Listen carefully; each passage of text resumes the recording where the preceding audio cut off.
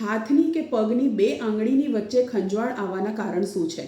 સૌથી મોટું કારણ જે છે એ છે કે જો વધારે પડતું સાબુનમાં કામ કરવાનું થતું હોય કે સાબુનું પાણી તમને હાથમાં કે પગમાં અડતું હોય તો તમને સાબુ ત્યાં ભરાઈ જવાના લીધે સાબુની એલર્જી થતી હોય છે.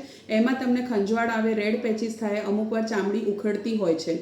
બીજું મુખ્ય કારણ છે કે જો તમે ટાઈટ શૂઝ વધારે પહેરતા હો છો અથવા લાંબા સમય માટે શૂઝ પહેરીને રાખ્યા હોય તો બે આંગળીની વચ્ચે તમારે પરસેવો ભેગો થઈ જતો હોય છે અને એના લીધે તમને ફંગલ ઇન્ફેક્શન થઈ જતું હોય છે. ત્યાં તમને ઝીણા ઝીણા લાલ લાલ કલરના દાણા થઈ શકે છે, ત્યાં ખંજવાળ આવતી હોય છે, બે આંગળીની વચ્ચે તમને સફેદ પરત બની જતી હોય છે.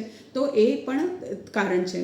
ત્રીજું કારણ છે ખસની બીમારી થવી, કે જો તમને ખસની બીમારી થઈ હોય તો તમને હાથની આંગળીની વચ્ચે ખંજવાળ આવશે, ત્યાં લાલ લાલ દાણા થશે અને એની સાથે સાથે તમને ગરદનથી લઈને પગ સુધી બધા જ શરીરે લાલ લાલ દાણા થશે અને ખંજવાળ આવશે, જે મુખ્ય કારણે સાંજ પછી જ તમને ખંજવાળ આવતી હોય છે.